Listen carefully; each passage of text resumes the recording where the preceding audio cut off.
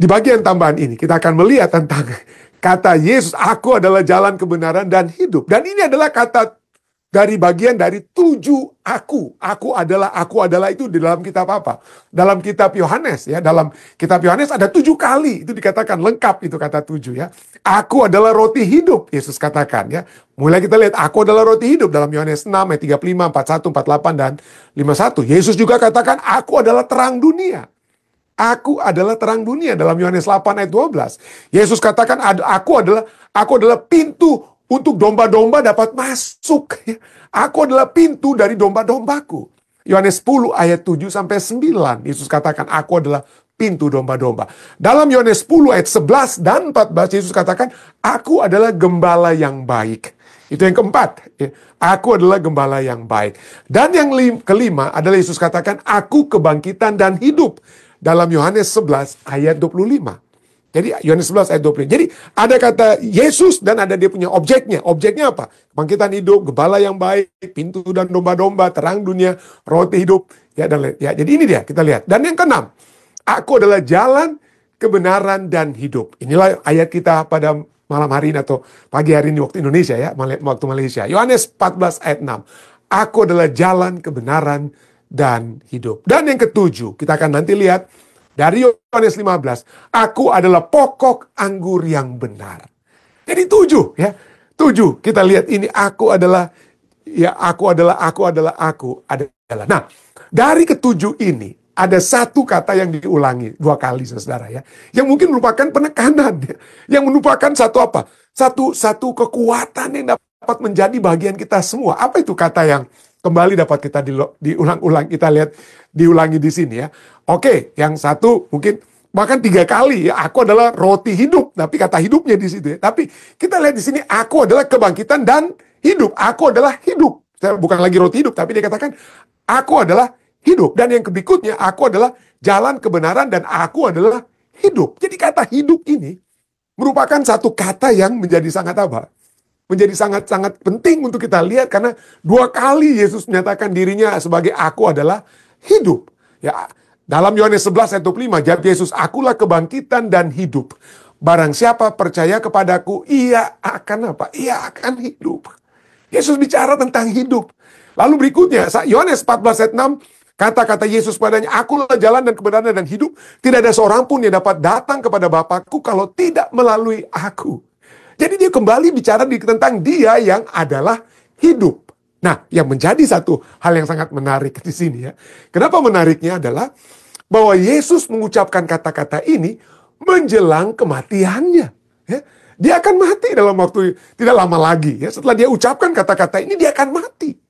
Tetapi dalam satu hal di sini yang kita bisa lihat menjelang kematiannya sekalipun, dia sudah katakan dia akan mati. Tapi disinilah dia berbicara tentang apa? Tentang hidup. Manusia, kita semua, seringkali yang kita bicarakan hanya kematian. Ya. Kita banyak kali hanya berbicara tentang kematian. Ya. Oh, bagaimana kalau saya mati nanti? Bagaimana dengan istri saya? Bagaimana dengan suami saya? Apa yang terjadi dengan harta saya? Bagaimana dengan acara penguburan saya? Kita seringkali penekanan kita itu hanya kepada kematian.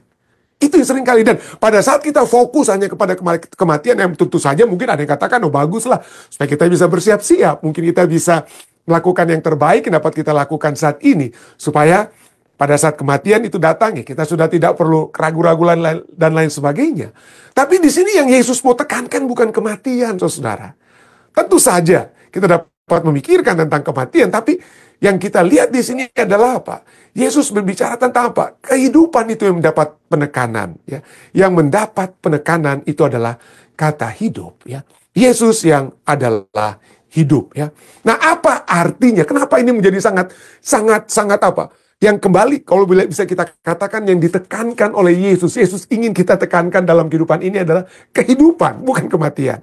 Kenapa? Karena yang pertama, dia ingin menyatakan bahwa dialah sumber kehidupan kekal. Yesus adalah sumber kehidupan kekal. Yesus menekankan bahwa kehidupan sejati itu bukan hanya suatu keberadaan untuk saat ini saja. Kalau kita memiliki satu kehidupan dengan kehidupan yang baik dalam dunia ini, puji Tuhan dan lain sebagainya. Tapi itulah keberadaan kita yang sejati. Tapi kita sedang mempersiapkan diri kita untuk masa kekekalan. kehidupan kekal. Itulah yang menjadi kekuatan yang utama ya. Sumber kehidupan kekal adalah Yesus. Dalam Yohanes 11 ayat 25, kata hidup di situ, aku adalah siapa yang mati sekalipun tidak akan apa, itu akan apa? Hidup ya, dengan kata lain. Dikata hidup dalam Yohanes 11 ayat 25 mengacu pada janji kebangkitan.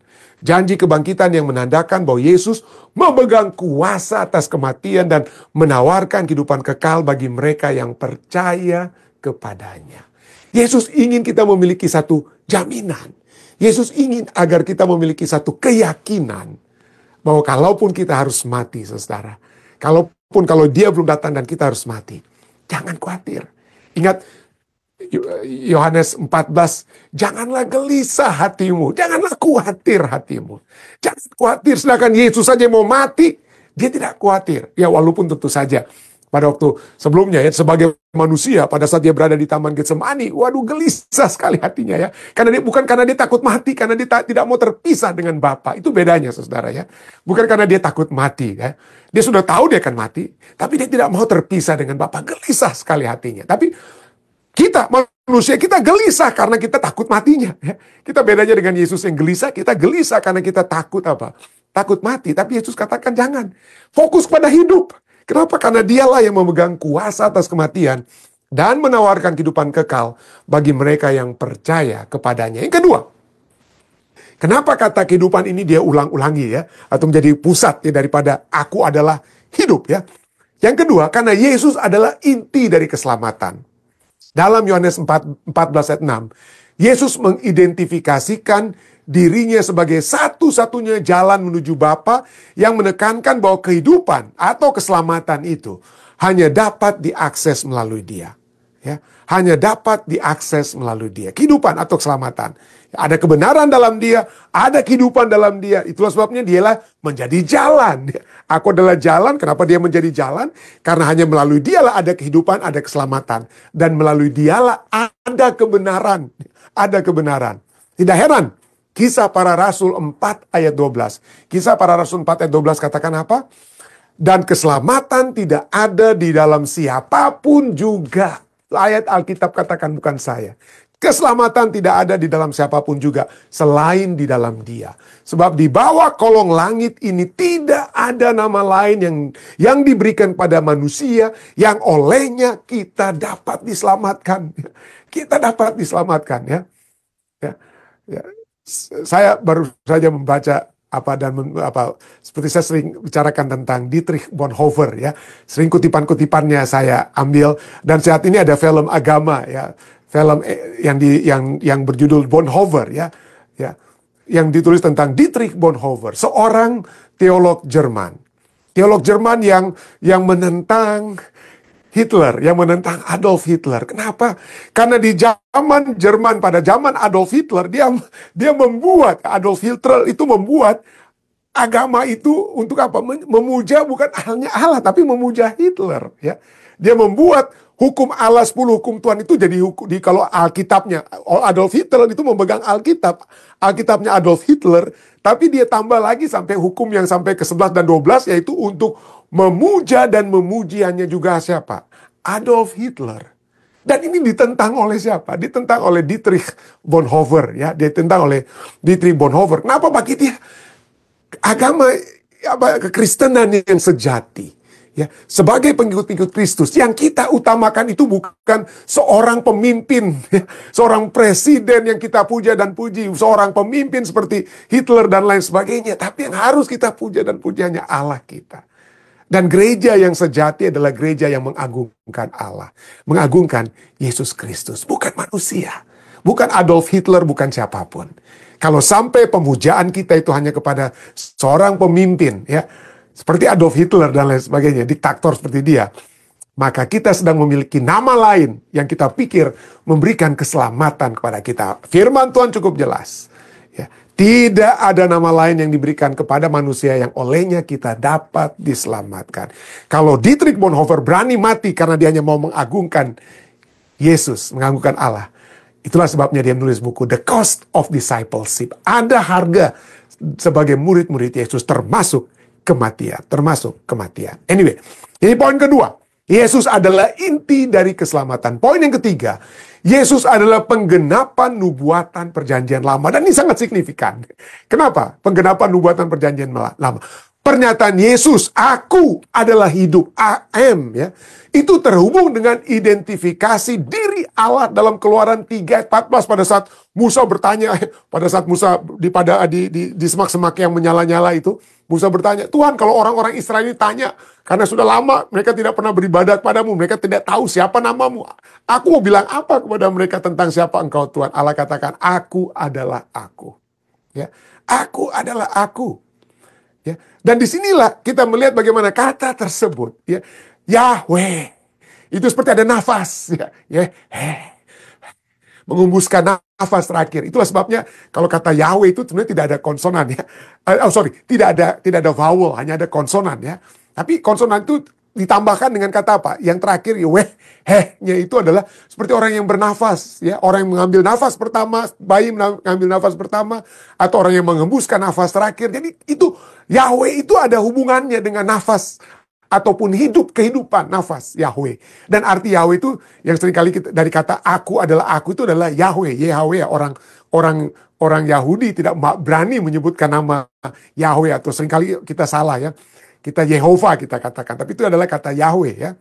Ya, dan pada saat Yesus menyatakan dirinya sebagai Yahweh, dia ada nya di situ, ada nafas atau kata nya di situ, ya, Yahweh.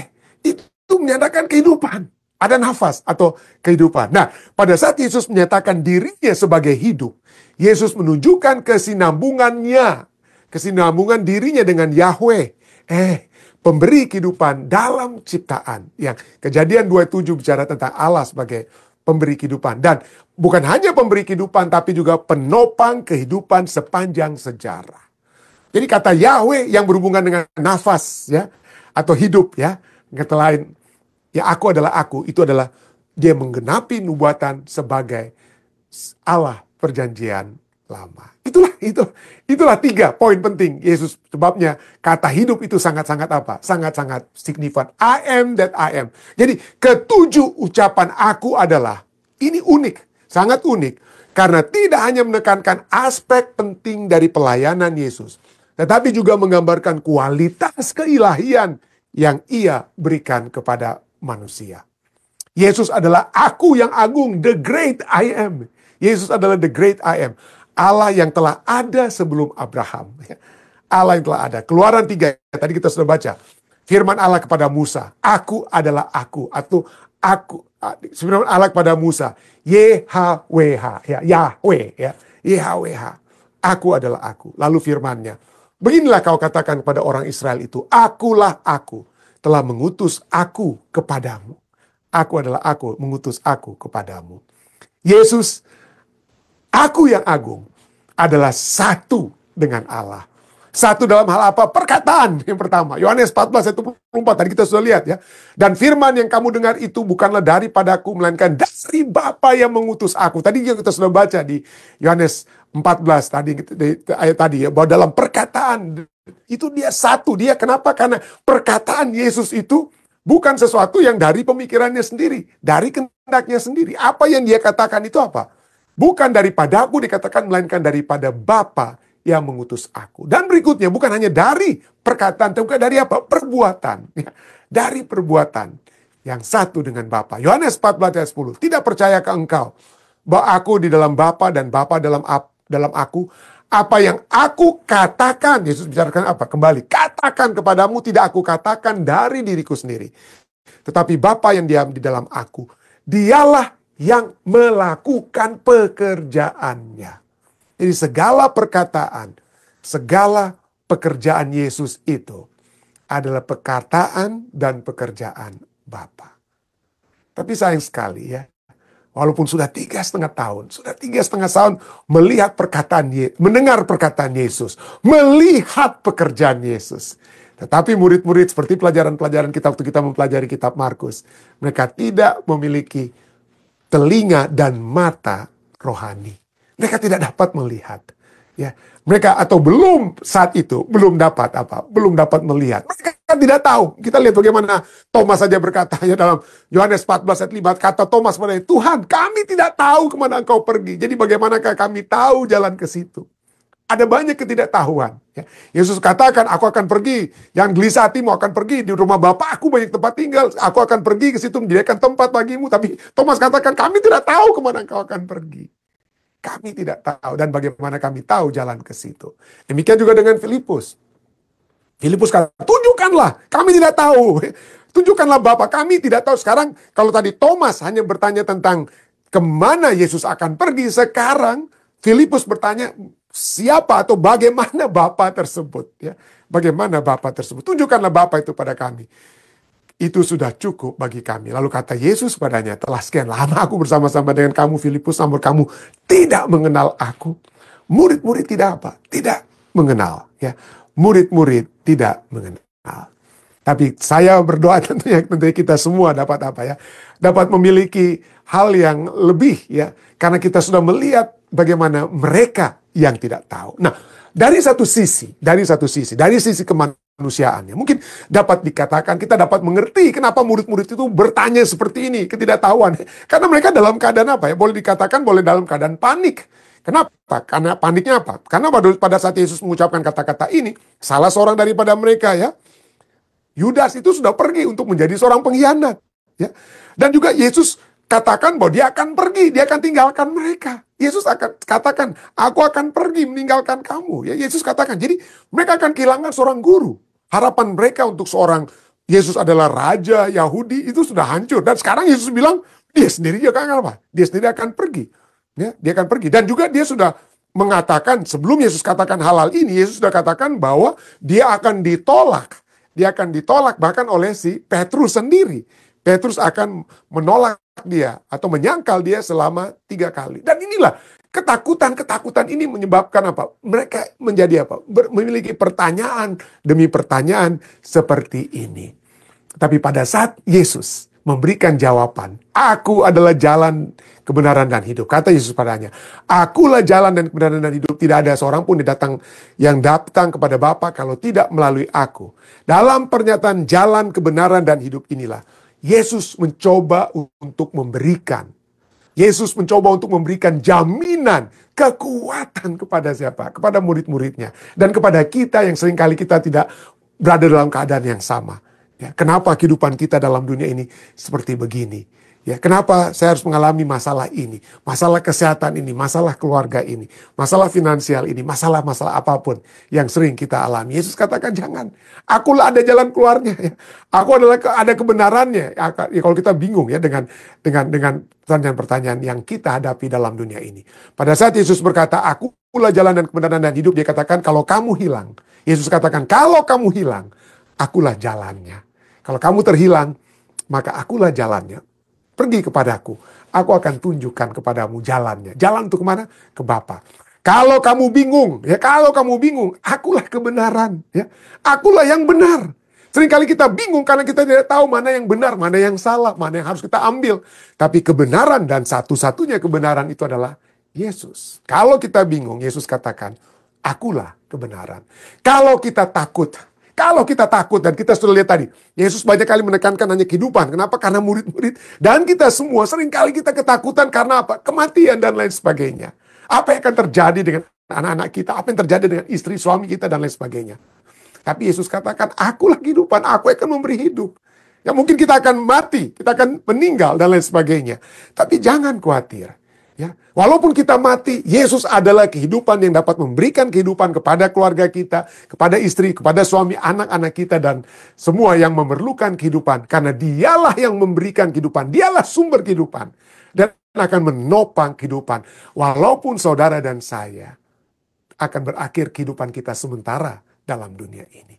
Dialah kehidupan tersebut, dialah jalan. Nah, dengan menyatakan dirinya sebagai jalan, dia memberitahu kita bahwa kita sekarang dapat mendekati Bapa. Ya, kalau kita lihat ya, sekali lagi pelajaran teologis atau rohaninya ya. Pada saat dia menyatakan jalan, dia menyatakan dirinya sebagai jalan, dia memberitahu kita bahwa kita sedang dapat mendekati Bapa. Bapa yang sejati. Pada saat dia bicara besok dan hari Kamis kita akan bahas banyak tentang Banyak tentang kebenaran. Dengan menyatakan dirinya sebagai kebenaran, dia memberitahu kita bahwa kita sekarang dapat mengenal Bapa, ya, karena dia adalah satu dengan Bapa. Ya. Dan pada saat dia bicara tentang hidup, dengan menyatakan dirinya sebagai kehidupan, dia memberitahu kita bahwa Bapa telah menganugerahkan kepada Yesus kehidupan di dalam dirinya sendiri. Kita dapat datang kepada Yesus untuk dalam doa, ya, menyebut nama Tuhan kita, menyebut nama Yesus, agar supaya kehidupan itu dapat terjadi. Itulah sebabnya inilah satu jaminan kepada kita yang seringkali gelisah. Percaya, percayalah. Nggak ada lagi lain yang dapat saya katakan selain apa yang Yesus sendiri katakan, ya, supaya kita dapat memiliki jalan kebenaran dan hidup, supaya kita dapat memiliki jaminan-jaminan kehidupan khususnya. Apa yang harus kita lakukan? Kembali dalam Yohanes 14 ayat 1. Jangan gelisah hatimu. Jangan galau, ya. Jangan merasa takut. Percayalah kepada Allah. Percayalah juga kepadaku. Kata percaya ini dia ulang-ulangi dalam Yohanes 14. Dalam statement-statement terakhir Yesus dalam Yohanes 14 ayat 11. Dia katakan apa? Percayalah kepadaku bahwa aku dalam Bapa dan Bapa dalam aku. Atau setidak-tidaknya percayalah karena pekerjaan-pekerjaan itu sendiri. Percaya. Kalau kita percaya, lawan daripada kegelisahan hati, lawan dari ketakutan, bagaimana nantinya kehidupan saya, bagaimana kehidupan keluarga saya, bagaimana kehidupan ini dan itu akan terjadi nantinya dan lain sebagainya. Percayalah, dialah sumber kehidupan, dialah kebenaran, dan dialah jalan keluar dari segala kegelisahan-kegelisahan hati kita. Kalau kita gelisah, Yesus katakan, jangan gelisah hatimu. Karena kita sudah lihat dari Yohanes 14 ayat 1-4, di rumah Bapakku tersedia tempat bagimu. Banyak tempat bagi kita. Janganlah gelisah hatimu, karena Yesus telah menyediakan tempat itu bagimu. Dialah yang membuka jalan, dialah jalannya. Janganlah gelisah hatimu, karena Yesus sendirilah tempat kediamanmu. Yesus katakan, di mana aku berada, di situ kamu akan berada. Kita dapat datang dalam kerajaan surga nantinya, karena adanya Yesus. Sumber kehidupan tersebut, jalan tersebut, kebenaran itu sendiri. Yesus sendirilah tempat kediamanmu dan dia akan datang dan membawa kita semua kepadamu. Janganlah gelisah hatimu, karena Yesus dan Bapa adalah satu. Sehingga jika kamu memiliki Yesus, kamu memiliki Bapa. Dan yang terakhir, janganlah gelisah hatimu kepada saudara dan saya. Karena Yesus telah datang dalam Roh Kudus. Kita akan lihat Yohanes 14-16 berbicara, aku harus pergi. Dan lebih baik aku pergi supaya Roh Kudus itu akan datang dan menyertai kamu sampai kesudahannya. Jadi Roh Kudus bersamamu sekarang, bersama dengan kita sekarang, dan akan selalu bersama dengan kita. Bukan hanya sebagai pengamat, tapi dia dikatakan sebagai apa? Penolong. Dialah yang akan menolong kita. Kalau kita menjadi gelisah, kehidupan kita saat ini dalam kegelisahan, dalam ketakutan, ya, kita tidak tahu apa yang akan terjadi. Ketahuilah, ada Allah yang beserta kita. Allah, Roh yang beserta dengan kita dan menjadi penolong kita. Kiranya dapat menjadi satu kekuatan bagi kita semua. Saya bawa ini dalam nama Yesus.